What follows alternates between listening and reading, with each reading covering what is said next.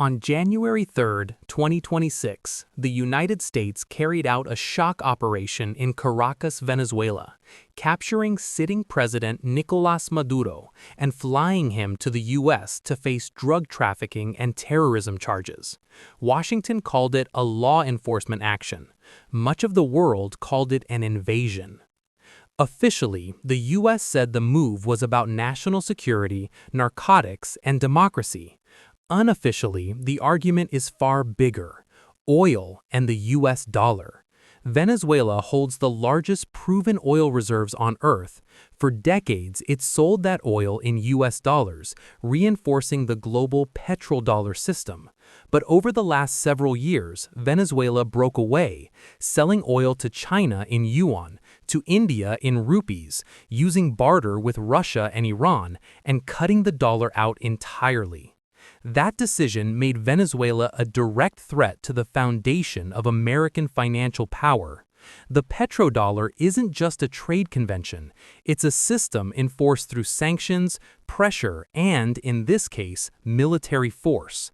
When Venezuela shifted roughly $25 billion a year in oil sales out of dollars and locked in a massive long-term yuan-based deal with China in late 2025, Washington saw it as a red line.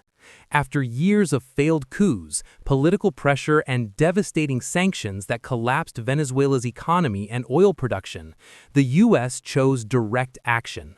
Special operations forces arrested Maduro, installed a pro-U.S. government, and immediately moved Venezuela's oil sales back into dollars. The China oil deal was frozen. PDVSA was reopened to U.S. refineries. The global reaction was explosive. China called it an illegal invasion.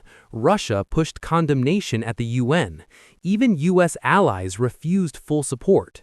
More importantly, energy markets reacted fast. Oil prices jumped nearly 20% in 3 days, and, unusually, the Chinese yuan strengthened against the dollar. The deeper consequence is this: the U.S. didn't prove the petrodollar is strong, it proved it's enforced by force. That message is now echoing worldwide. Oil-producing nations are asking a dangerous question: if Venezuela can be invaded for leaving the dollar, who's next? Instead of securing dollar dominance, the operation may have accelerated its decline. More countries are now rushing to build non-dollar trade systems, diversify reserves, and reduce exposure to U.S. power. The invasion of Venezuela may not be the end of the story. It may be the beginning of the end of the petrodollar era, with real consequences for fuel prices, inflation, and long-term economic stability in the United States.